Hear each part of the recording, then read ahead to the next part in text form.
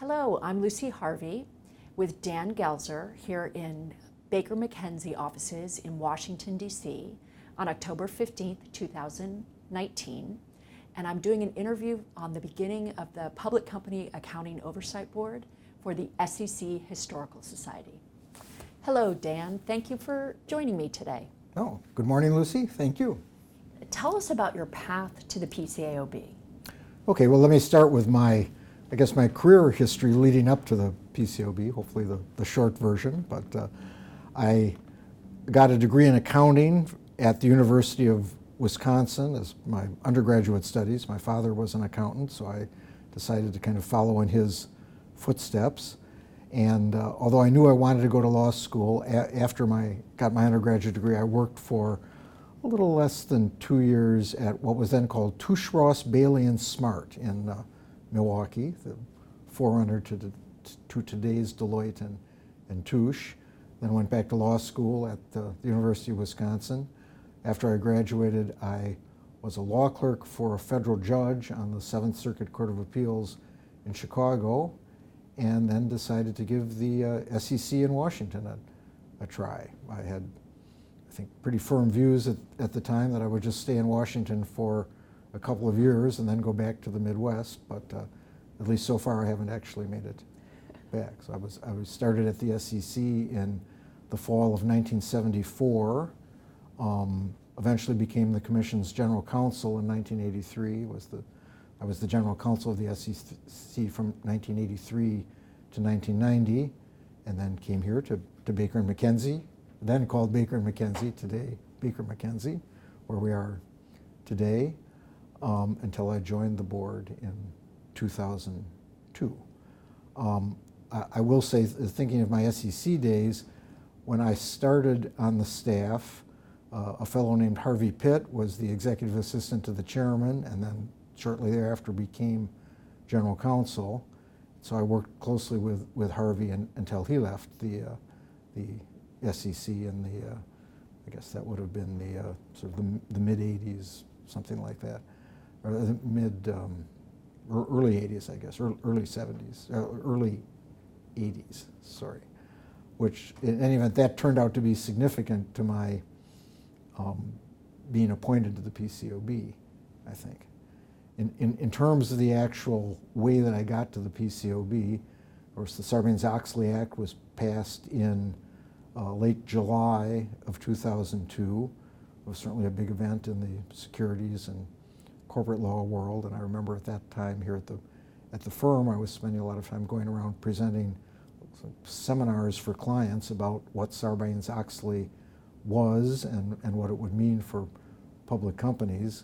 I certainly didn't have any thought that it would have any impact on me beyond the impact as a practicing lawyer, as a securities lawyer.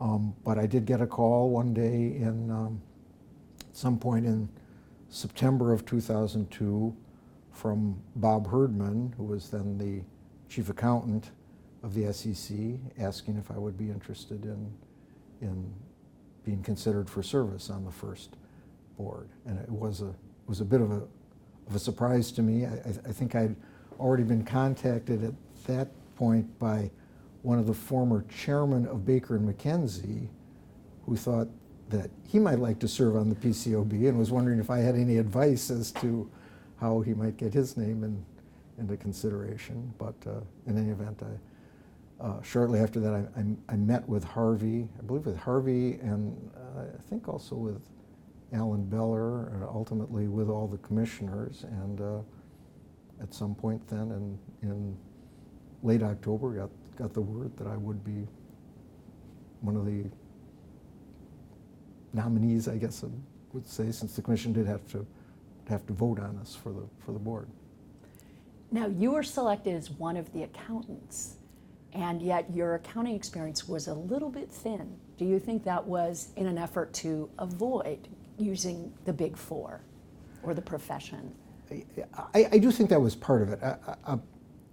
I think Harvey's never said this to me, but I think there was an aspect that Harvey was looking for people that were sort of, known quantities to him, and maybe people he'd worked with in the past. That certainly wouldn't apply to everybody who was nominated, but I at least fell in that category. Harvey actually played an important role in me being a CPA because I'd passed the CPA exam shortly after I graduated, and as an undergraduate with an accounting degree. I don't think there was any other time in my life when I could have passed that exam except right after I got out of school. And at least at that time, Wisconsin then required 3 years of experience before you could actually get the CPA certificate. And so my time at Touche Ross, Bailey and Smart counted, but it didn't add up to 3 years. So then at some point when I was working for Harvey in the General Counsel's office, he wrote a letter. I may have actually authored the letter, but Harvey signed a letter which was sent to the Wisconsin CPA examining board that basically said that just everything I was doing at the SEC was squarely in the field of experience as an accountant, which was at best a bit of an exaggeration, but in any event, they accepted that letter and awarded me my CPA certificate. So I had Harvey to thank for being a CPA, and he certainly remembered that when he started thinking about potential CPAs for the board. But I guess to answer your question, I think too he felt that for what I would call political reasons, it wouldn't be desirable to have someone from a large firm or even someone who'd spent an extensive time in practice as a public company auditor, as probably get to as the conversation goes on. There was a lot of concern in those early days about, was the board going to be sort of a captive of the profession? People were very suspicious, if not cynical about us, and I think Harvey already appreciated that it just wouldn't have been feasible to appoint people straight out of the profession, but he did have to have 2 CPAs. Right. There was a rocky start before the PCAOB even opened its doors.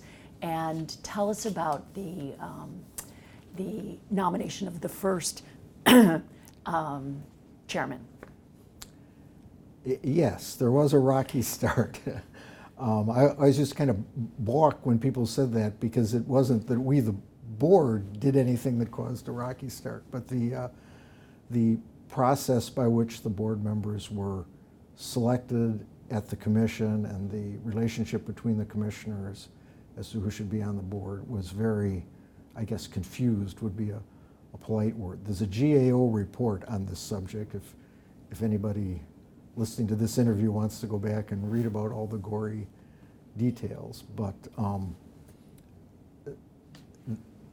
the commission was up against a time deadline. I think they had to appoint the board members within, was it 90 days of the time Sarbanes-Oxley was enacted. So they didn't really have the luxury to put a ideal process in place. Apparently, a lot of people were considered. Some were interviewed by various people on the staff and commission. The real argument was about who was supposed to be the chairman, or who would be selected as the chairman. There was a man named John Biggs who was supported by a number of the commissioners. Harvey eventually decided on William Webster, a very prestigious lawyer here in Washington who had been a former director of the FBI. But CIA. Certainly of the FBI. Was Bill also at the CIA? Yeah. Okay. It came to light, I guess, I think perhaps known to Bob Herdman but not to others, that Bill was on the board of a company, on the audit committee, chair of the audit committee of a company that was under SEC investigation with respect to some sort of financial reporting problem.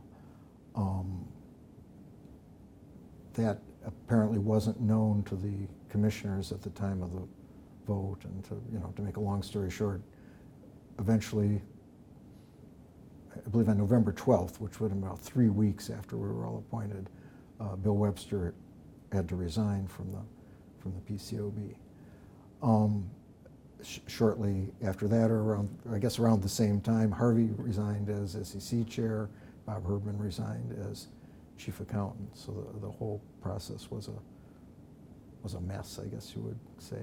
I do remember that on the day that the commission voted, I had a call from Harvey Goldschmidt, who was one of the commissioners at that time, and Harvey, who I knew somewhat, said, "I just want to tell you, I'm going to vote against all the nominees, but don't take it personally. It's because of the process that was used." So Harvey did indeed vote against me and everyone else who was on that initial board.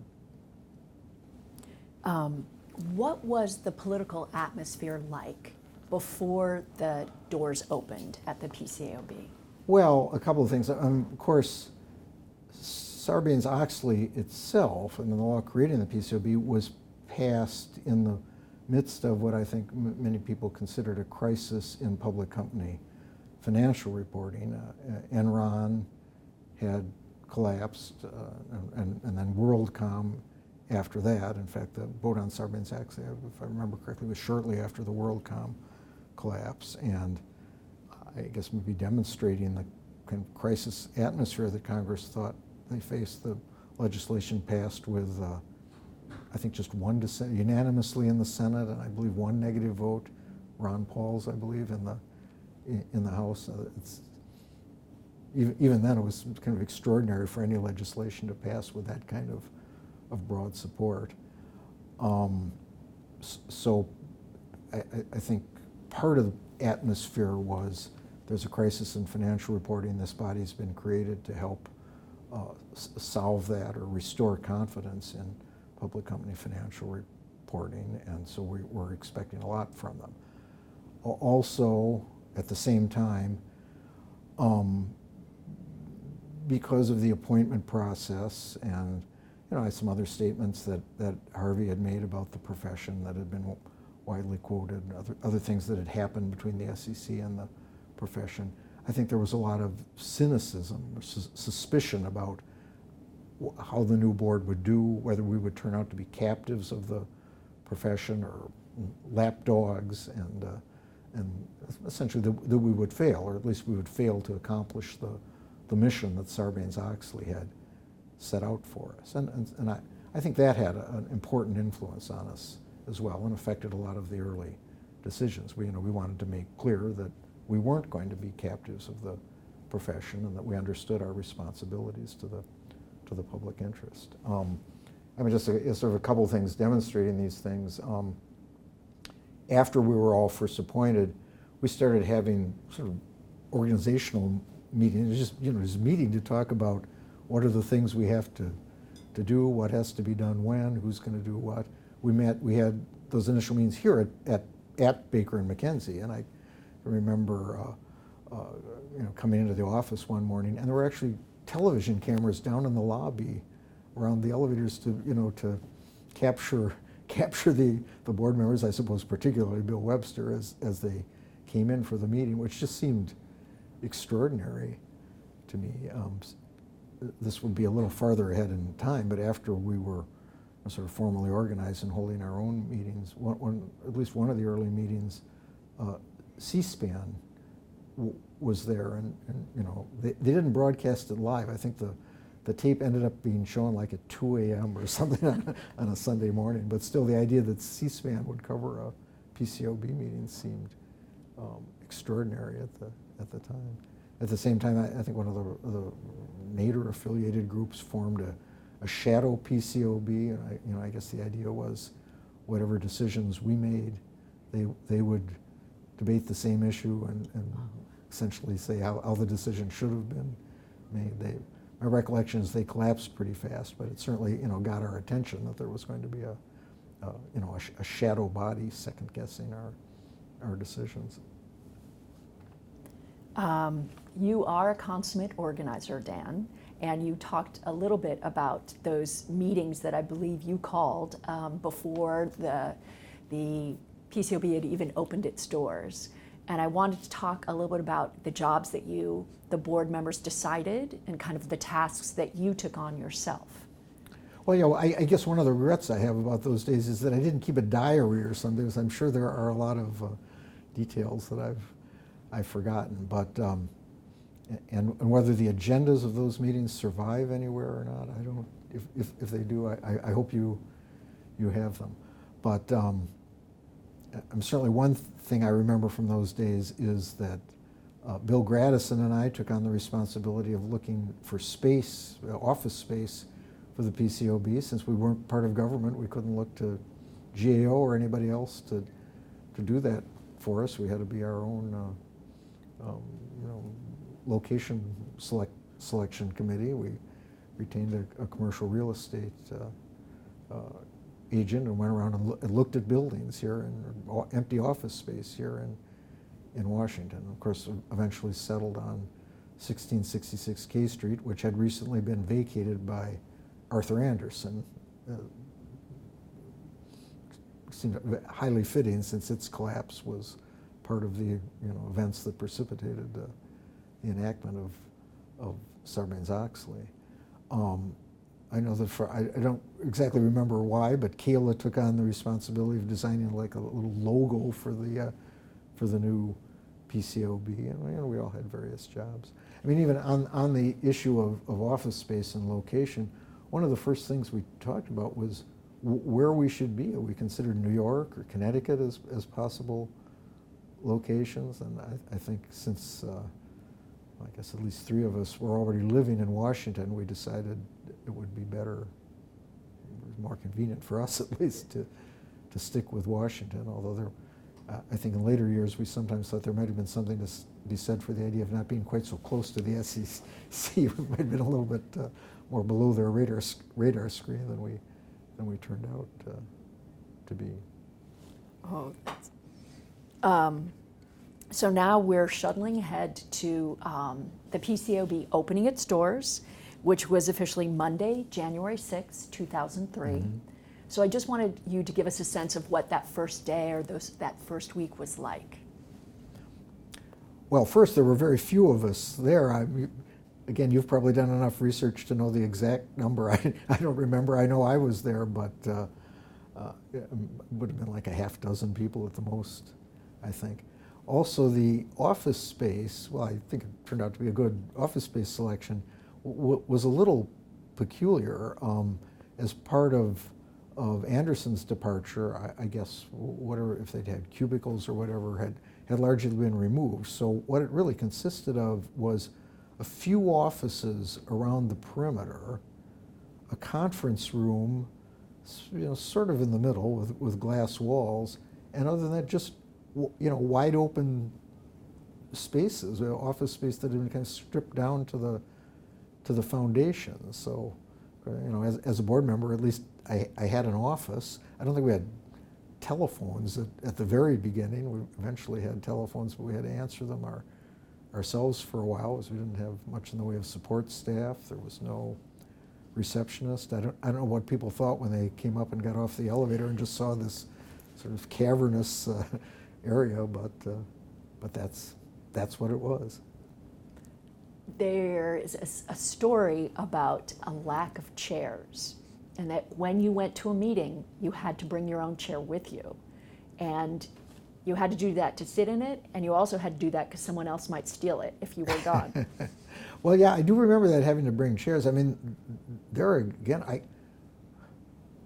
I can't remember why or how I had a desk on the first day I was there, but anything we wanted, we had to buy, and I guess eventually we were able to get chairs, but they were in short supply initially, and most of what happened in that glass conference room, because we would meet there for meetings and kind of plot what was going to happen next, what we had to do. And that was a very small group, but that's where you got the bulk of work done, right? In that glass conference room. Yes, that's right. I mean, of course, as time passed, we had more people. I know Kayla and I were on a design committee, and we kind of worked with decorators to have the space built out, so it was like conventional office space. So although that happened later, but I think initially we were able to get at least cubicles in there so that the early staff had a place to sit, and work. So it changed fairly rapidly, but at the very beginning it was pretty barren. I have heard funny stories saying when they came to work in the early days, they were so thrilled with how they were received. People were so kind. But in fact, the person was so glad to see another body and give over their function, like, you're here to do this now. That there was this wonderful welcoming. Mm-hmm. And really it was because there was someone else to take on the work. Yes, no, I think that's exactly right. What type of people were you looking to hire? Was there a palpable sense of esprit de corps or mission when you were making those early hires? Well, yes. I mean, I think there certainly was a sense of mission. I mean, coming out of this issue that I spoke of already about being kind of viewed cynically or suspiciously by the outside world, and it was important to us that we hire people that would be committed to making the PCAOB a success. We also, I think, had concerns about not hiring, or at least for senior positions, people out of the large accounting firms because of this concern about capture by the regulated industry. So that that was a factor, and maybe something that we'll probably get to this in other ways. Maybe something else I should say at this point is that when we had those early meetings here at Baker McKenzie, I think one of the decisions we made was that we needed to conduct inspections of the Big Four in some form in our first year of operation. I think we appreciate that we might not be able to put a full-scale inspection program in place that quickly, but to have some type of initial or provisional or startup inspections in the first year for the large firms was very important. So one of our first jobs was to think about a director of inspections, again facing the constraint that we didn't think we could take someone from one of the large firms, or for that matter directly from any firm that would be under our regulatory jurisdiction. But yes, we were looking for people that would be committed to the mission. And I think, in the first year or so, maybe even a little beyond that, it wasn't always easy to recruit because people weren't sure if working at the PCAOB would be a negative or a positive on their resume. Would this group survive? In fact, I guess this goes back to the office space again. The real estate agent told us that the building owners, who I think were basically a bunch of dentists, primarily in Florida, they thought they had a great tenant in Arthur Anderson, and then suddenly Anderson disappears, and when the real estate folks approach them with, well, now this new PCAOB wants to become a tenant, they're very leery about him. Is this group going to be able to pay its rent? Is it going to last? Oh my God! Fortunately, they did. They did take us.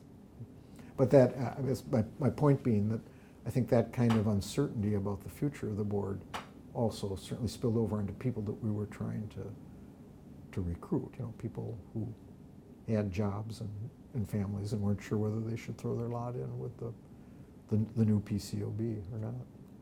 I understand that in the very early days, you couldn't even tell anyone kind of what their salary would be, what their benefits would be, but you still had people who said, yes, I'm interested. Well, yeah, that's right. Again, since we weren't part of the government personnel system where all those things are defined, even if you're a new part of the federal government, we had to make decisions about all those things ourselves. We were fortunate. One of our first hires was a man named Paul Schneider, who essentially served as our chief administrative officer. I don't remember what title we actually gave him at that point, but while the rest of us were thinking about auditing and inspections and the securities laws and stuff like that, but Paul really did a lot to fill in the details on the administrative functions, or to recruit the kinds of people that could fill in the details on HR, IT, and a whole range of other things. He told me about the day that $1 million arrived from the Treasury. And he said that was a very good day because that was just a loan to get you guys started, but you were using personal credit cards to get things, purchase things, send things in the mail. Yes, that's right. I do. I don't think I ever used my credit card for anything, so I didn't exactly have a personal financial stake in that, well, except for my salary. But I do remember when the Treasury loans started coming in. That was very important to us because we, as you said, we needed chairs, we needed everything, and so we needed money. SEC Determination Day, which was scheduled to be before April 26th, 2003. That was in Sarbanes-Oxley, and that really started a lot of clocks ticking. Yes. So the SEC had to make the determination that you could perform, basically. And so tell us, was there some concern that the SEC wouldn't actually make that ruling? I can't say that I remember concern that they wouldn't make the ruling, which would have been a black eye for us, a black eye for them, and just in general a crisis. But I do remember that there were just a tremendous amount of pieces that had to be put in place in order for them to make that determination, a structure of rules and an outline of what the divisions would be like and what the responsibilities would be. And people were working really almost around the clock just, to create the paperwork framework that would give the SEC the basis to make that decision. So it certainly was a major milestone when they did make the determination. We were able to have our official start, our official launch. There is kind of a cool picture, and we determined that it wasn't done at the SEC. It was done in the conference room, but it was kind of all the people that were at the PCAOB.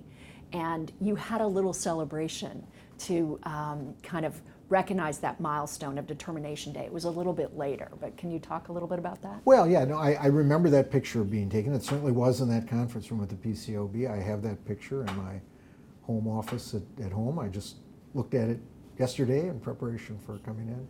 And I believe we also gave everybody who was on the staff then a clock. I also have my clock in my home office. It has a little plaque with my name on it, so I guess everybody must have gotten a personalized clock, and it says something about SEC determination, April 25th, 2003. So yeah, and then we had a little, I don't remember what, but wine and cheese or something to celebrate, and then back to work again. Yes. Because as you say, it did start other clocks were running that set deadlines for us. So now the challenge was to create all of the individual divisions, and you had kind of a very strategic order that you went in. And let's talk registration, because the clock started ticking with the Determination Day on registration. Right. Mm-hmm. I just want to hear about kind of the sense of urgency, and why did you guys take on the technological challenge of creating your own registration system? Well, that was a big issue and a big challenge in the early days. And while I don't remember feeling uncertain about whether the SEC would give us our approval, I remember a lot of uncertainty about whether we would get the registration system up and running by its deadline, which was maybe sometime in end of June? It was 180 days after SEC determination. Oh, okay, so this is a little further away. But I mean, the challenge was we felt that we had to have an internet-based, an IT registration system, that it couldn't be just something that was done by people sending in pieces of paper. So again, like the chairs, we had no IT, I guess we had personal computers in our offices, but that was it. So the whole process of creating an IT infrastructure and then creating a program, a software structure of a registration system for a unique or a one-off function just seemed very formidable.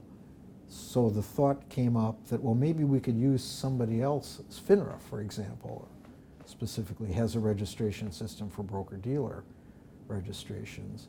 We gave serious thought to letting FINRA run our system, and essentially run it on their facilities, and we met with them, and I think they would have been more than willing to do that, but eventually decided that despite the risks, we wanted to be in control of our system and in control of the data, so we would build our own.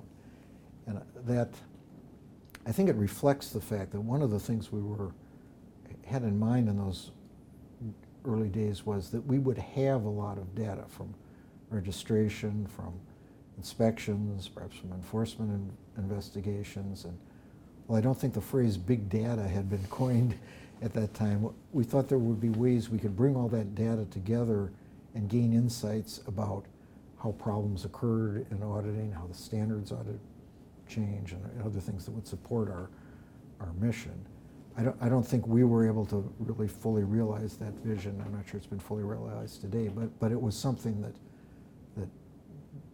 drove us towards wanting to have full control over our data and our systems. And so that's, we decided to build our own. Fortunately, it worked. Yeah. There was a huge outreach effort to tell people to register, and then there were all these deadlines because you had to make a decision on each registration application. And so people had to realize that there was 45 days for you to make that decision. So it really wasn't, the end date, it was 45 days earlier. Yeah. So you guys, you board members did a lot of outreach on that, didn't you? Yes, I mean, we certainly, in speeches, in everything we could, we certainly tried to inform the profession that an important deadline was coming, and how to access the system, and to be ready for that. I guess you could say, fortunately,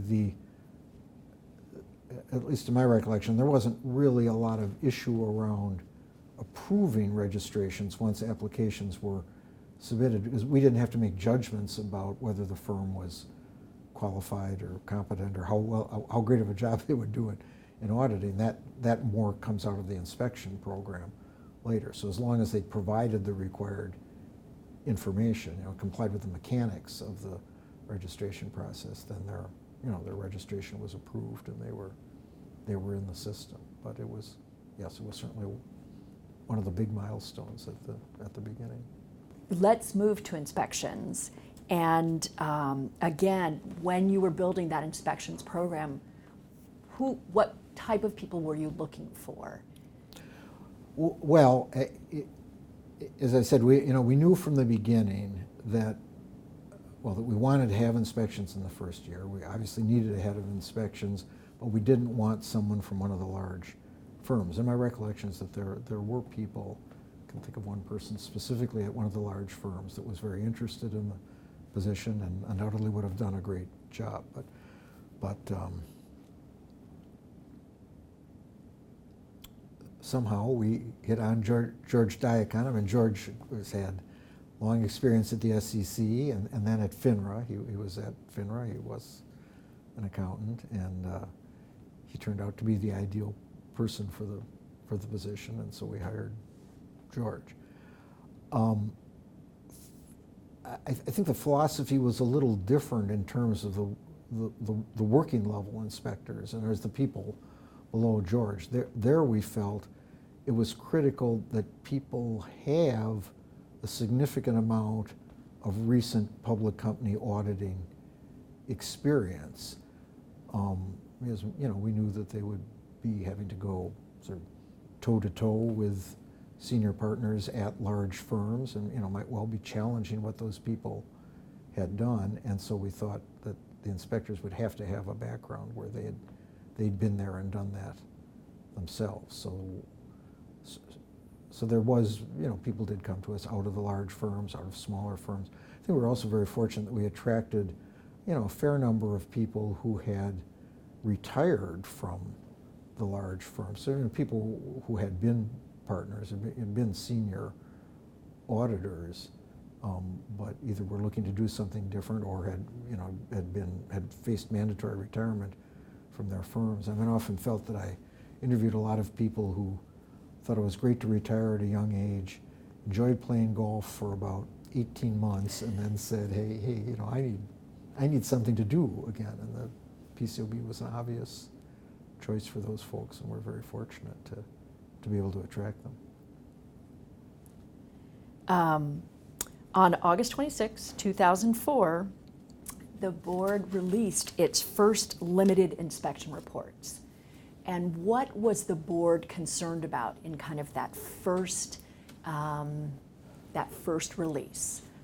Well, I think we were concerned and uncertain about really how the public and companies would react to them, because we did identify deficiencies, you know, problems in all of the firms auditing, and would this seem to provoke a new crisis, a new lack of confidence? Would audit committees think they should change their auditors or something? And we just weren't really sure, and so I haven't gone back to actually look at the press statements that were made at that time, but I think we made an effort to make clear that couldn't really make an overall judgment about the firm from what we'd found in the inspection reports, and that we'd only looked at a small number of audits and that sort of thing. But still, it was a major milestone, and I think it's something that helped to kind of reverse this idea that we were just going to be captives of the profession, and, you know, say that everything was great and not really have much of an effect. Oh, there was also another milestone, was kind of the first time that one of the big four failed to address quality control concerns, and their Part 2 was released. And that was a little bit later. Yeah, that was later. I think that was in 2011. Yes. We were concerned about that, and I think the firm was concerned as well. I think the firm did a lot of preparatory work with the audit committees of its public companies, explaining to them that this was coming, that the firm was going to work hard to address the problems. And again, I think it went a long way towards showing that we were prepared to be tough on the profession and call things as we saw them. It didn't end up having a disruptive effect, in the sense of the firm losing clients or things of that nature. It also, and it was a little, I don't think this ended up having a big impact either, but it was a little bit of an uneasy situation, because that occurred after the commission had appointed new board members in 2000, I guess that would have been earlier, in 2011. And so several people on the board were recused. There were really only 2 or 3 of us that made that decision to release Part 2 of a large firm report. But again, I think it ended up having a positive effect on that firm and on the profession generally. If you look back today, all the large firms have had a portion of Part 2 of an inspection report made public, so it wasn't by any means an isolated or a one-off event, and it's part of what Congress contemplated when they set up the system in the Sarbanes-Oxley Act. Let's move to standards. SOX had given you the chance or the choice as to whether you were going to set auditing standards or rely on the profession to do that. And so why did the board elect to set their own standards? I mean, this too, I don't think it was ever really a serious or a close issue for us. We felt that we had to do the standard setting ourselves, or again, risk the perception that we were being captured by or ceding our authority to the profession that we've been assigned to regulate. So yes, we decided to set the standards ourselves. I mean, I think we're very sensitive to the fact that as board members, we didn't have, the kind of personal experience or technical knowledge that you would expect in folks setting auditing standards. So we needed to have an experienced staff that could provide that expertise. But you know, again, I think we're fortunate to have Doug Carmichael as our first chief auditor, which is the title we gave to the head of standard setting. Not sure that was really the perfect title, because it sounds like the chief auditor performs some type of audit, and of course that wasn't his function, but and he assembled a great team around him. I think during all the years I was there was at least discussion about whether there were ways we could get the profession more involved in standard setting, and perhaps by, you know, I don't know, delegating particular projects to professional groups, or asking little working groups of comprised from the profession to do drafting projects for us. But we never did that, and again, because of concern about seeming to cede our authority to the profession. The trade-off, I guess, was that the standard setting, I'm trying to think of a nice word, proceeded at a somewhat deliberate pace. We weren't able to accomplish all the standard setting that I think we envisioned in the early days. I mean, certainly one of the things we talked about, I think, going back to the early meetings here at Baker & McKenzie, is that, well, we couldn't write a new set of auditing standards in 90 days or 180 days, so we'd have to adopt the existing standards, but that we would quite rapidly have projects where we would review all of those standards and then modify them or adopt replacement standards of our own. And that really just turned out not to be feasible from a workload standpoint. I mean, obviously the board has adopted a significant number of standards over time and replaced many of the standards that were in existence in 2003, but we never really had the kind of comprehensive review and rewrite every standard that I think we envisioned back in those early days. There was a lot of optimism, wasn't there, that the standard setting would go rather rapidly? Well, yeah, I think that's right. And of course, we were, I've said how there was cynicism and suspicion about the board, and we were very uneasy about some of those things. But we did have a lot of optimism and enthusiasm about our work, and maybe in some ways overestimated what we would be able to accomplish, or at least what we'd be able to accomplish in a short period of time. But that's, I think that's the attitude you want to begin a new project with. Absolutely. Let's talk about SAG. Why did you guys decide to create a standing advisory group? And was it ultimately, was it helpful, or was it herding cats? Was it a lot of, presenting a myriad of differing opinions, or was it good counsel that they provided? Well, I think it was helpful, but I guess to back up, first, I think the Act, well, at least assumes that the board, I think it says that the board should create such advisory committees as it thinks appropriate, or something like that. And as we thought, we had a pretty strong direction from the statute to create an advisory committee.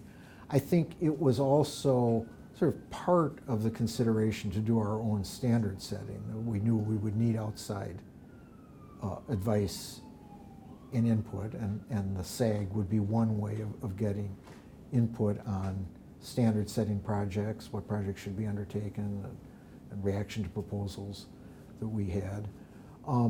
I think there was also a significant sort of strand of thinking that we wanted to create a group of people that felt they had a stake in the success of the PCAOB. So the SAG has people from accounting firms, investor representatives, issuer representatives, academics, some other regulators.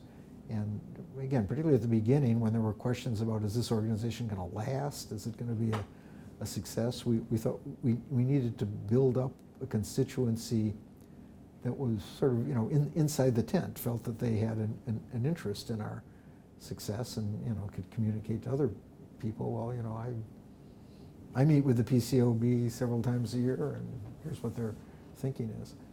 There was also, kind of along those lines, I think there was a little bit of a thinking to take people that were, I'll say, potential critics, and put them on the SAG, so so that they would feel that they were insiders and had a voice. And so people like Lynn Turner, Damon Silver, Barbara Roper, I don't think they would take offense at my saying that, but they were people that we thought perhaps viewed us with some unease or suspicion, and we wanted them to have that kind of person, to have an open line of communication with the board, and feel that they could have some confidence in the work that we were doing. So I think all those things went into forming the SAG. And did it work? Yeah. I think we had some great discussions with the SAG, and it was a good opportunity to air views and get reactions of a variety of people to issues that were important to us. The SAG was never really set up to, I would say, reach decisions. The SAG didn't vote. It didn't have its own positions on things. The chair of the SAG was the board's chief auditor. So I think we were also a little sensitive to the fact that we don't want this to be a group that we lose control of. We want to hear what they think and take their views into account, but we don't want them coming up sort of with their own agenda for the PCAOB. I always felt, I guess particularly in the early days, that there was a little reluctance on the part of the firm representatives to be too vocal at public SAG meetings, and the profession continued to be under a bit of a cloud from the events that had given rise to Sarbanes-Oxley, and so there, I think there was a dynamic where particularly the investor or public interest representatives were a lot more vocal at SAG meetings than the firm representatives were. But all in all, I think it worked very well, and I think it was a good decision. Let's move to enforcement. Mm-hmm. And it was the last of the big divisions to kind of be started and staffed. I will say that there was a funny story early on. There was a group of people who worked very hard at naming the divisions, and they were saying, well, registration and inspections, you only register once, you get inspected several times, so registration will be singular and inspection will be plural. So when they got to enforcement, they thought, well, actually the investigations come first and then comes enforcement, but then it would have been DIE or DIE. And they thought, we're not going to go there. So they named it a little bit differently. But anyways, tell me about enforcement. Well, you, as part of our conversations leading up to this interview, you pointed out that it was the last division. I don't think that would have occurred to me, or that I knew that until you said it. I do remember that we hired Chris Cutler as the first enforcement employee. I believe he came from SEC enforcement, and sort of what stage in the process we got Chris, and then of course eventually Claudius and the rest of the staff. I really don't remember. I would say that I think there's a sort of a logic that enforcement is designed to enforce our rules, to in essence give teeth to our regulatory responsibilities. So until the rules and regulatory processes are in place, enforcement isn't as critical, or doesn't really, its work hasn't started yet. And for audit failures, audit breakdowns, of course we had concurrent jurisdiction with the SEC, so it wasn't like there was nobody to pursue audit failures until our enforcement division was up and running. But that said, I'm again going back to the early meetings. I know we felt from the beginning that it was important to have an effective and credible enforcement program. So many of us had an SEC background, and I think I at least have always felt that a lot of the SEC's credibility comes from the fact that it has nationally a world-renowned enforcement function that backs up its rules. you got to follow the rules or you'll be dealing with the enforcement division, and we certainly wanted to have the same model for the PCAOB.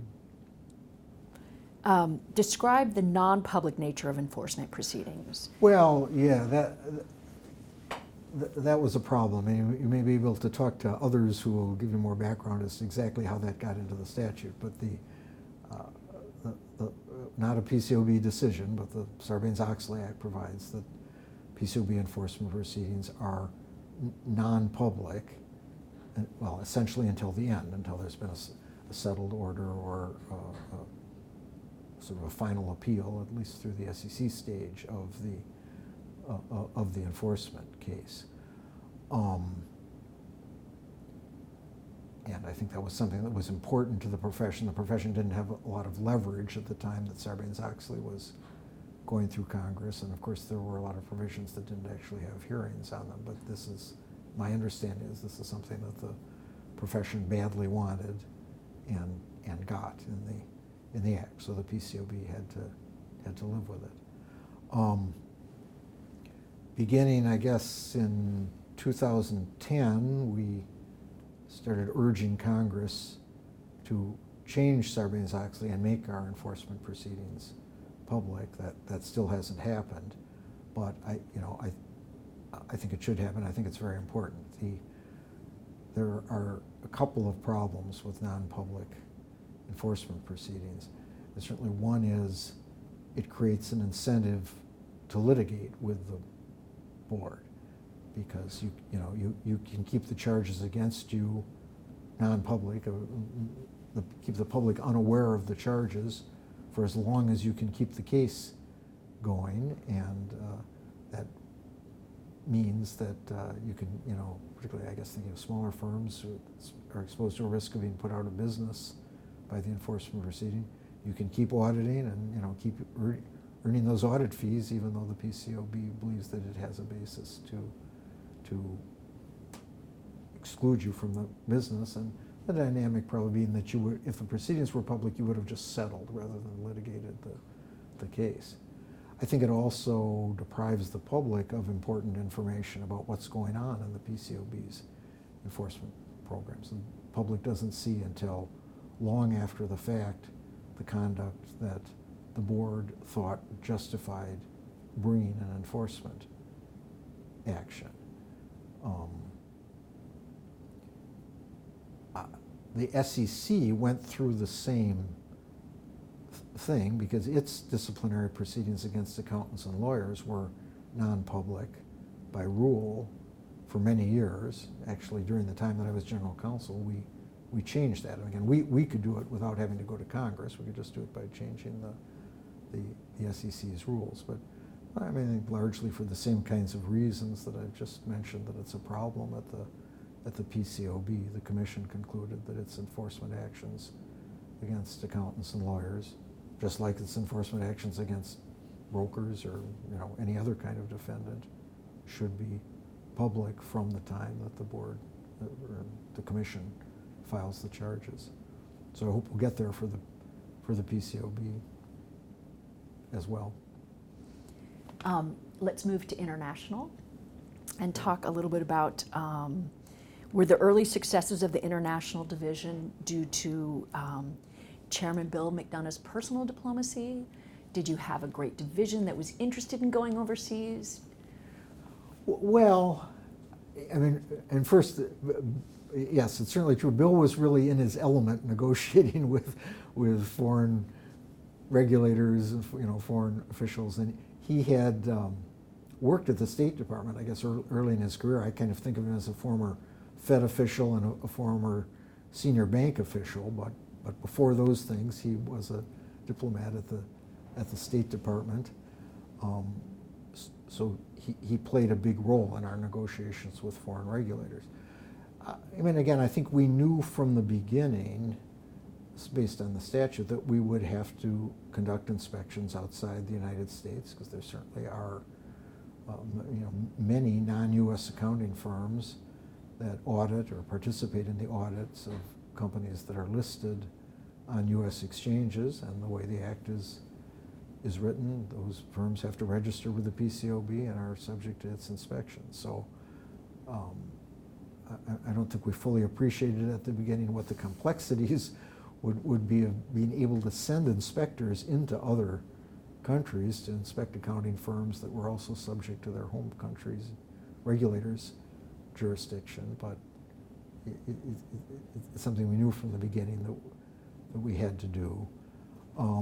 And fairly early on, the idea also arose of creating an international organization or a group of like-minded regulators. Maybe we'll talk about IFIAR perhaps in a few minutes, but that was part of the sort of the overall picture of international inspections. We did, with help from Rhonda Schneer, who was the first Director of International Affairs, and others on the staff, we developed ideas of conducting joint inspections with foreign regulators, which usually was much more palatable to the foreign regulator than simply having us come into their country and inspect a firm that was under their jurisdiction. And in some cases that would have been a problem under foreign law as well. But if we could inspect jointly with the home country regulator, then a lot of those problems dissolved, disappeared. And as I say, Bill was great at negotiating with his foreign counterparts to open those doors to be able to do that sort of thing. While the PCAOB has made a lot of progress on international inspections, explain the current situation with China. Well, yeah, as you look back over time, there was a long list of countries that we couldn't inspect in that had registered firms that were auditing U.S. listed companies, but the local authorities wouldn't let us inspect. Over time, that list has gradually been whittled down through diligent negotiations with counterparts, and I think just an increase in trust on the part of the foreign regulators in the PCAOB. And again, I think IFIAR has been part of that picture. But as we sit here today, there are still 2 countries on that list where the PCAOB can't inspect: Belgium and China. Don't ask me about Belgium. I don't know why it's on the list. But China has been a problem spot for many years. There have been active negotiations with the Chinese regulators, certainly back through the years that I was there and after I left the board. But it's never been possible to reach an agreement with them. I think it comes from several things. And first, China does have strong feelings about its sovereignty and unwillingness to submit to authority of other governments or other regulators, and that probably has historical reasons. I think they have unusually strong laws on the confidentiality of corporate records and audit work papers.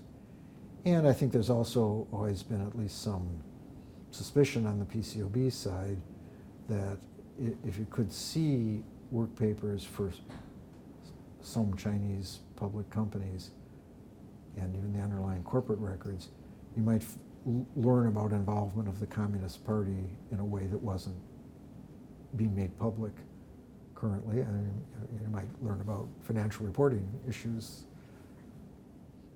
that are fairly serious as well, again, particularly in the case of state-owned enterprises where the government may have an interest in what their financial reporting is. So I hope those things aren't too cynical, but the fact of the matter is it's never been possible, so far hasn't been possible to strike an agreement with the Chinese authorities to be able to inspect the audits of companies based in mainland China, although there are a significant number of those companies listed over here with registered accounting firms as their auditors. We certainly, while I was there, we certainly thought about deregistering those accounting firms. The firms themselves, I'm not talking about the companies, but the accounting firms are not cooperating with PCAOB inspections. It may be that they're not cooperating because their government won't let them, but the fact still is they aren't cooperating, and that would be a basis to deregister those firms. That in turn would place the companies in violation of the provisions of the securities laws that say you have to have a PCAOB registered auditor, and would open the door to the SEC being able to take action against those companies, which could in turn cause the exchanges to delist them. I think that's always seemed like an unattractive option, at least to the SEC, because who would suffer from the delisting? It would be largely the U.S. investors that have investments in those companies and would then find those investments to be illiquid and worth less. So it's been kind of a dilemma. I've been, I guess, amused and intrigued recently because now, kind of as a spin-off of the trade war with China, the administration is looking at questions now about the listing of Chinese companies in the U.S. and whether the U.S. ought to really ought to delist companies or at least start being serious about enforcing these PCAOB requirements, which up until now, the PCAOB's problems have been, I think, very much below the radar of anybody in the White House, this White House or the prior White House or any other White House. But now there are bills in Congress to delist Chinese companies that won't cooperate in PCAOB inspections, and there's been discussion about the issue in the context of the trade talks. So it's suddenly this issue has risen to prominence, although if anything that may have caused the Chinese to dig in their heels even further. I'm afraid I don't see a solution in the short run. Hopefully the Belgians will come around. What their problem is, I don't know. All right, let's move to the first big crisis that the PCAOB faced, and that was internal control. So the auditing standard governing internal control over financial reporting proved to be the most profound and most controversial of the standard projects to date. So talk about the issues that erupted over enacting Section 404B of Sarbanes-Oxley. Well, yeah, I mean, at least in terms of the enactment, I wasn't necessarily following these things with a magnifying glass in those days because I didn't know how much I would be affected by them. But as I said earlier, Sarbanes-Oxley ended up passing in sort of a crisis atmosphere. Parts of the bill had hearings held on them, parts hadn't. At least to my recollection, there hadn't been a lot of scrutiny in the legislative process about what would it really mean to require that an auditor express an opinion on the effectiveness of a company's internal controls.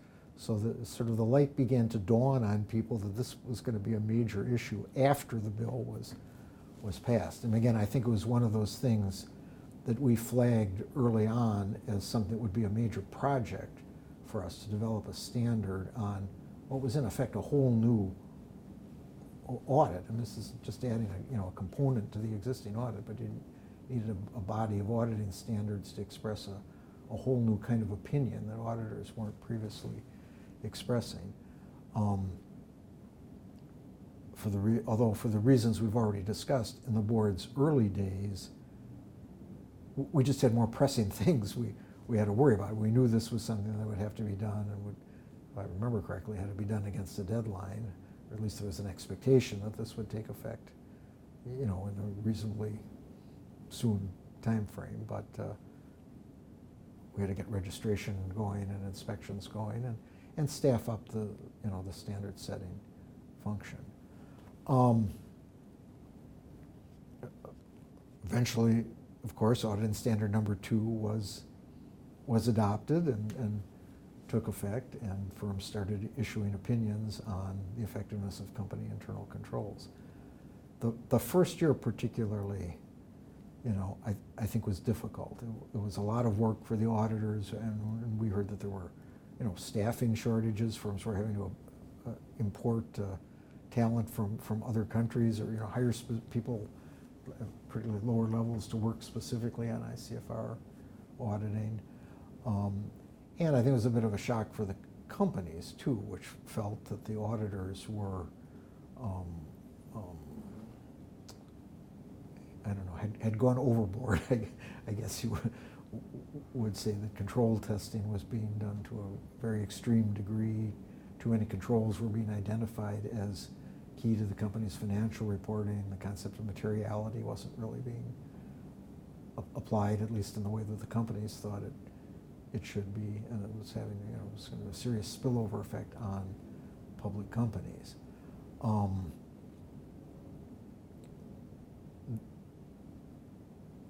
This, of course, also sort of brought the commission, the issue into the political sphere as well, and so I guess it was clear that something had to be done. I remember the SEC had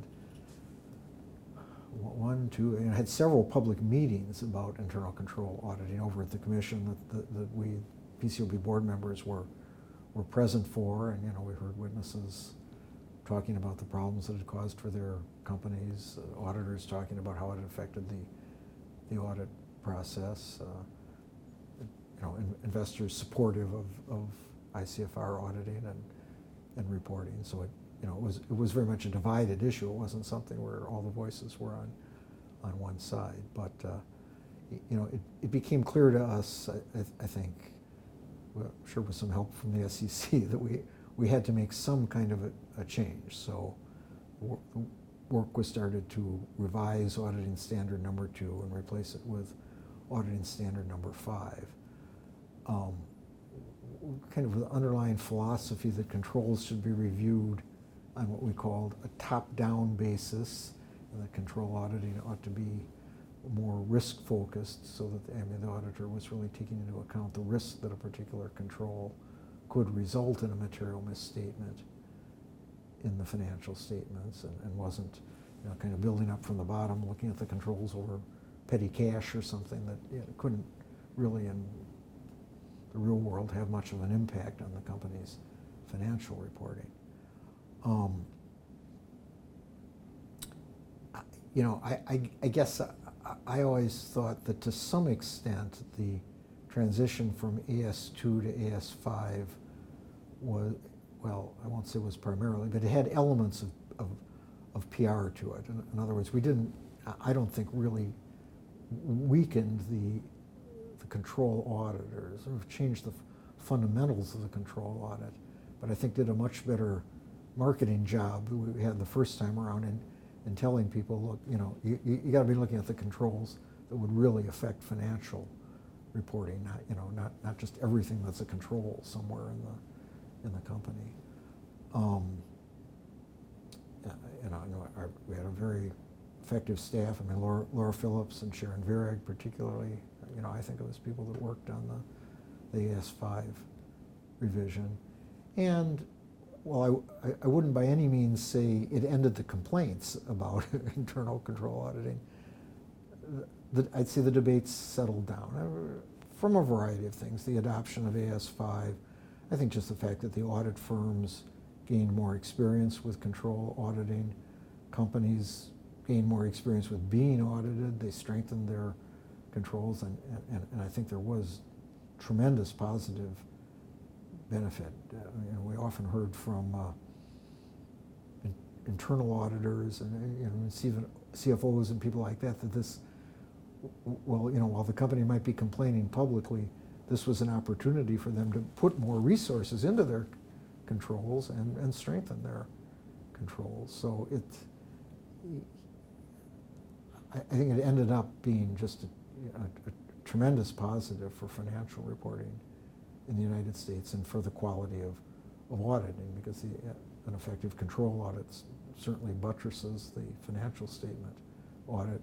Restatements have fallen over the last 10 years or so, and I think ICFR auditing is a big reason why that's occurred.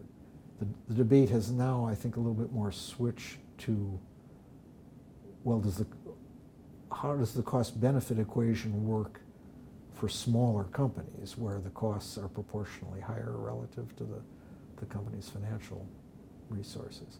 I do think the benefits are often greater for those companies as well, because they're likely to have more primitive control systems, but the issue has become one in the political sphere, and so Congress has taken steps to exclude smaller companies, non-accelerated filers, particularly from the internal control attestation requirement, and so it is what it is on that front. But it was,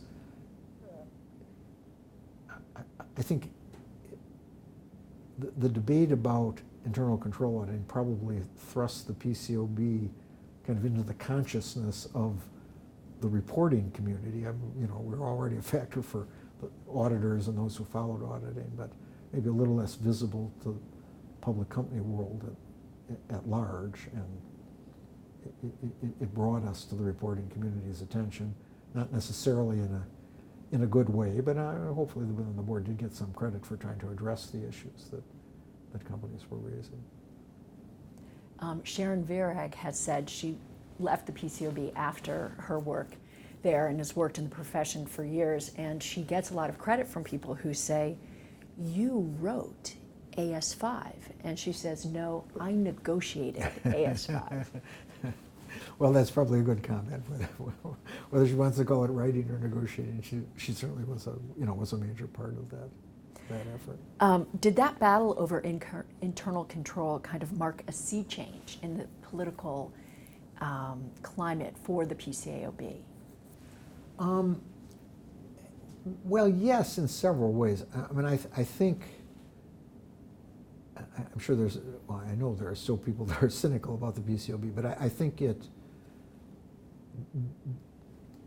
did a lot, along with the early successes or the early visibility of the inspection program, to end this idea that we were just, going to be kind of captives of the profession and the business community and weren't going to have much of an impact on audit quality and financial reporting. People might not have necessarily liked everything we were doing, but I think the idea that we were just sort of captives of the profession pretty much disappeared by that point. I mean, again, I'm sure you can find critics today that would say that, but I don't think it's the prevailing view. It also, I guess as I said a minute ago, kind of brought the PCAOB back into the political sphere, into the attention of Congress, because of concerns about the costs imposed on companies from internal control auditing and reporting, and so that wasn't always a positive, and it's caused the board to have its critics in Congress, and ultimately caused Congress to cut back on the scope of 404, Section 404B of Sarbanes-Oxley. But it did, again, it raised our visibility in both the issuer community and in the political community. Let's talk briefly about kind of an existential crisis that the PCAOB faced, and that was a lawsuit that had been brewing since 2006, the Free Enterprise Fund versus the Public Company Accounting Oversight Board. Talk a little bit about the case and the effect it had.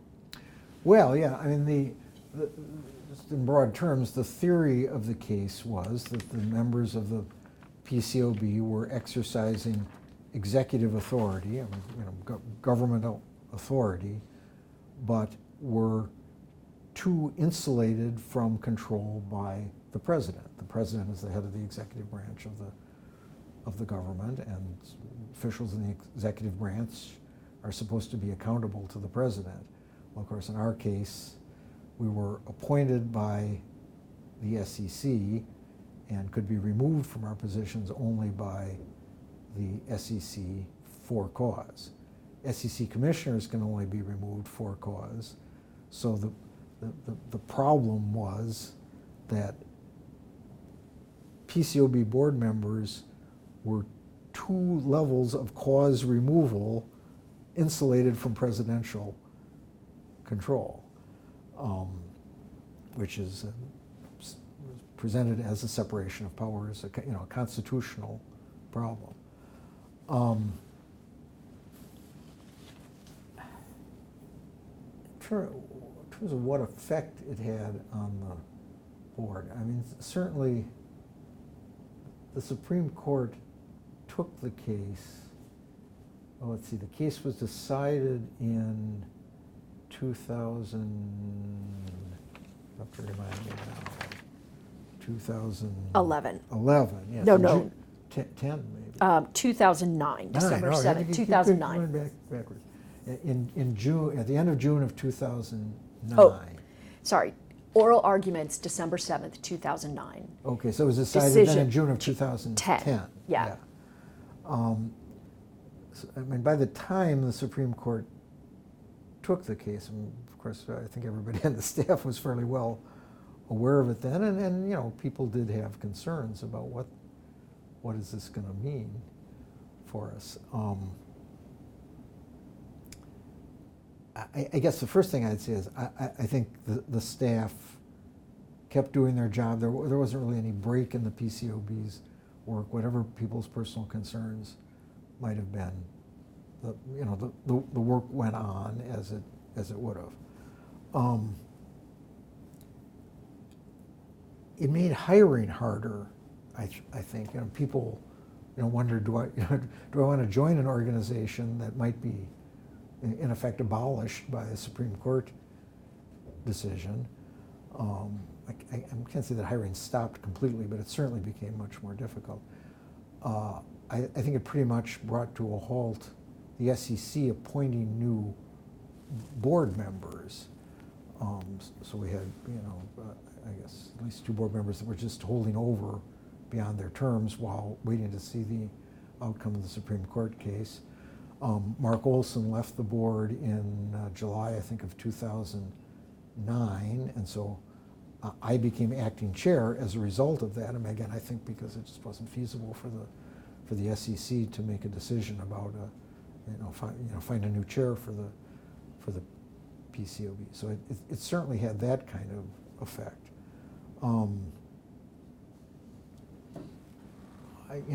As board members, I think we wondered, if this case were to be lost, what would that actually mean? Would it mean the board would have to give back all the money it had collected over the past 6 years, and we as board members would be personally liable for all the board's debts? Well, that didn't seem too likely, but on the other hand, you couldn't say it was absolutely impossible. Would we have to,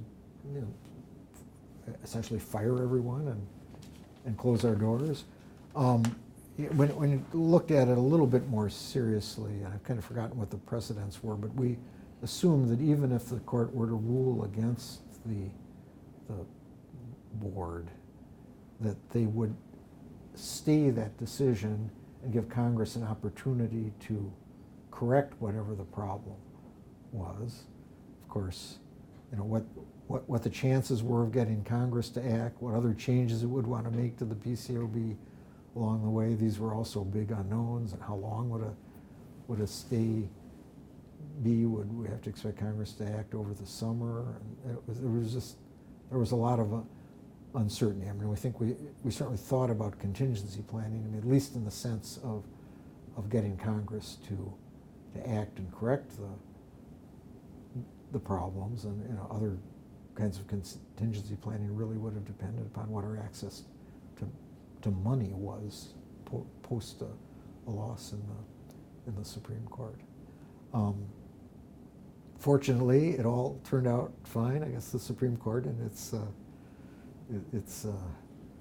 what would you say, Solomon-like fashion, did rule that the board structure was unconstitutional, but simply struck from the statute, or found invalid the part of the statute that made board members removable for cause, so that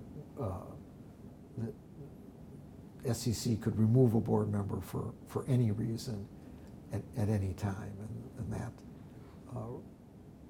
got rid of one level of insulation from presidential control and made the board constitutional.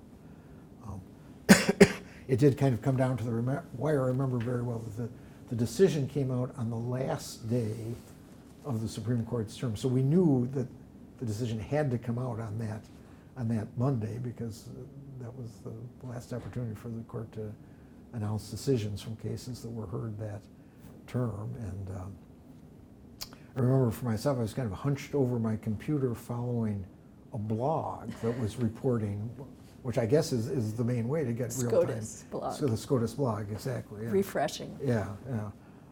So that's how I got the word, and I suspect that applied to many other people. And I think shortly after that we did have an all hands meeting to, make sure that the staff understood what had happened and that we could go on again without having to worry about the fact that the board might be in essence abolished by judicial decision. So it was an important day.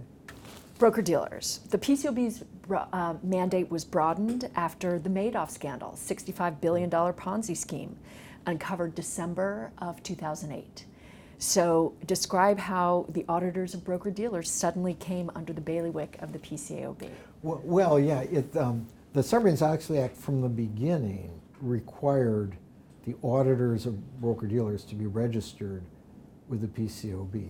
And again, you may have other sources on this. What I heard was that when the bill was going through Congress, somebody, and I'd heard it was Dean Shahinian, who was the guy I'd worked with at the SEC, great guy, was on the Senate Banking Committee staff at that time, simply went through the 34 Act, and wherever the words independent public accountant appeared, he changed them to registered public accounting firm. But not much thought was given to what each of those changes meant. But making that kind of change meant that broker-dealer audit reports filed with the SEC had to be prepared by a audit firm registered with the PCAOB, even though the rest of the Sarbanes-Oxley Act didn't address anything other than public company auditors. So it was kind of an anomaly.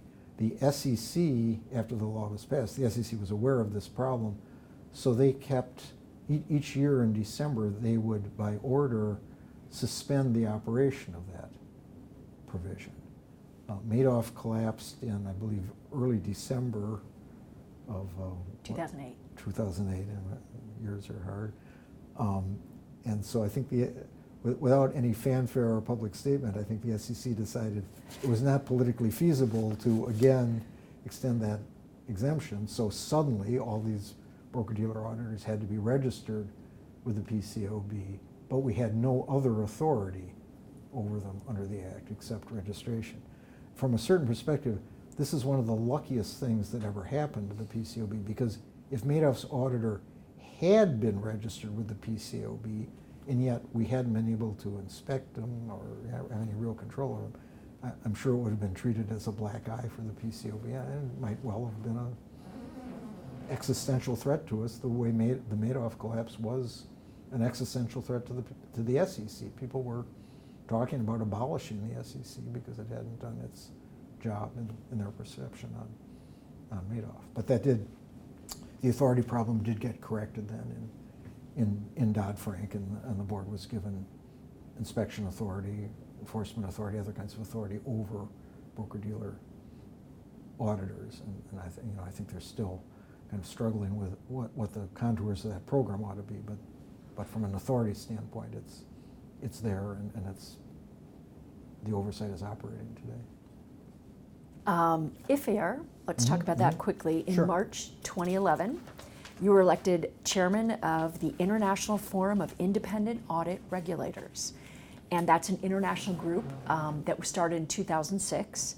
And what did the board... I was vice chairman. Oh, vice, sorry. Yeah. All right, let's get it right. What did the board think of IFER?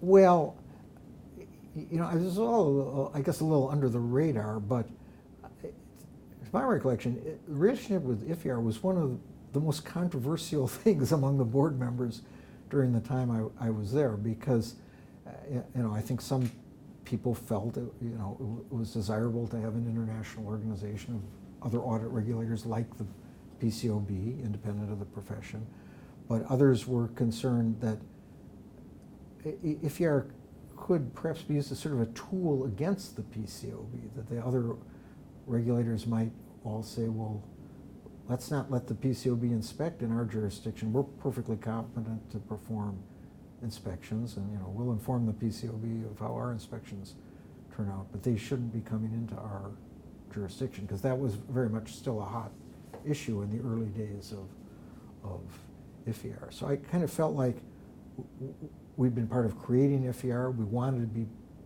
in the leadership of FER, but we didn't want FER to be making sort of too many decisions on its own. It should be more a body for sharing information and expertise rather than setting policy.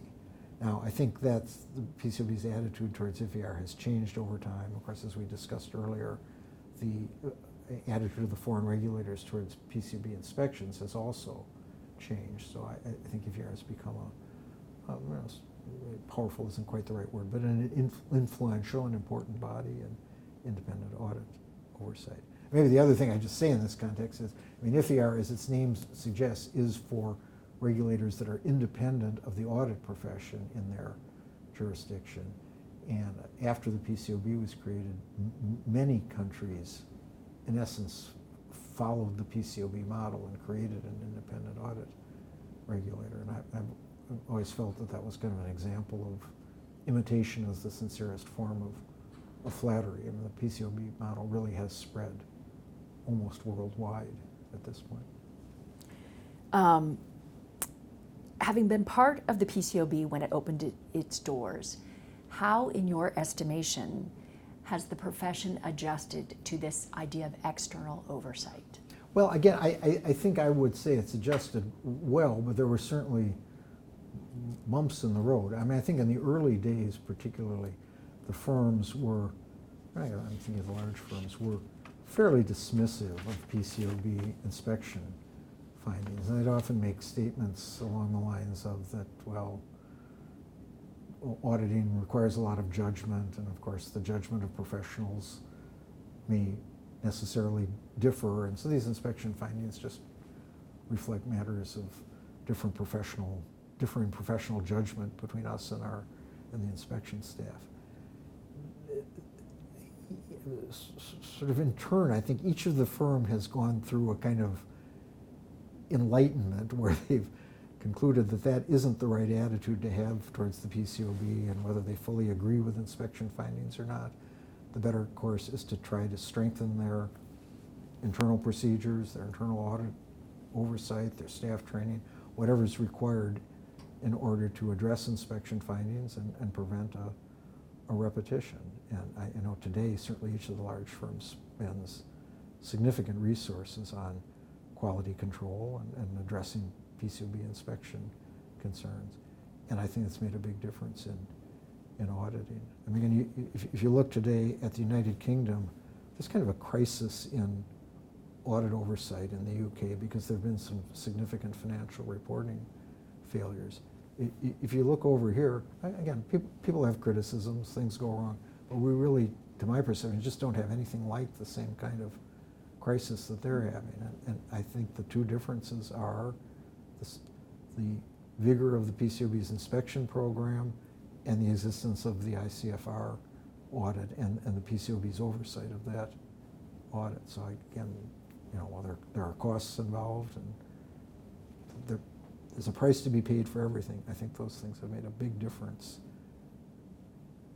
in auditing here, and I think the firms recognize that, and today I don't think they would change the system if they could.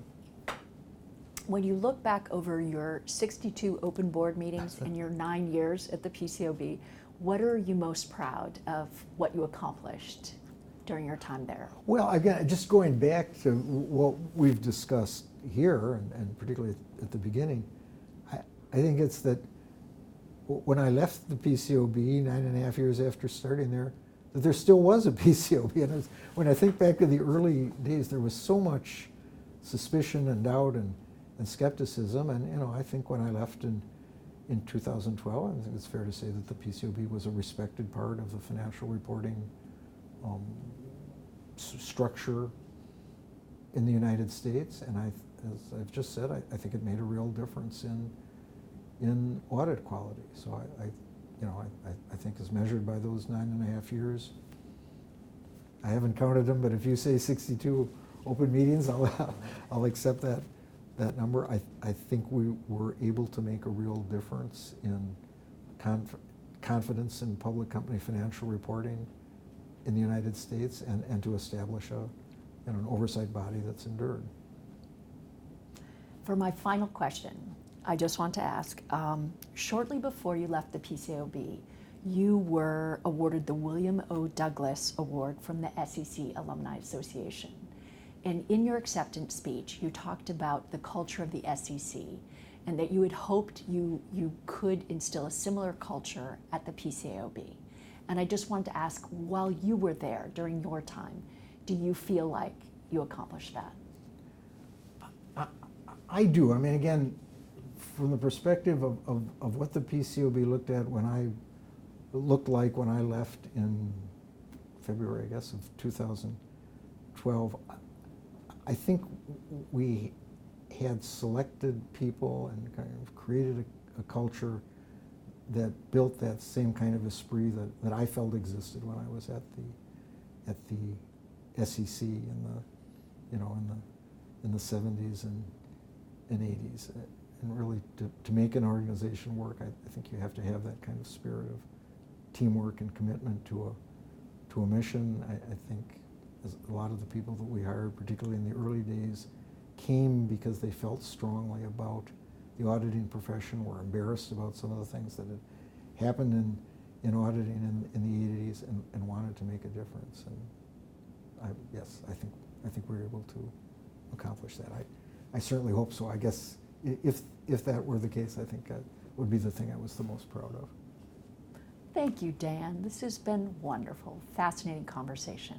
Well, thank you, Lucy. I've enjoyed it.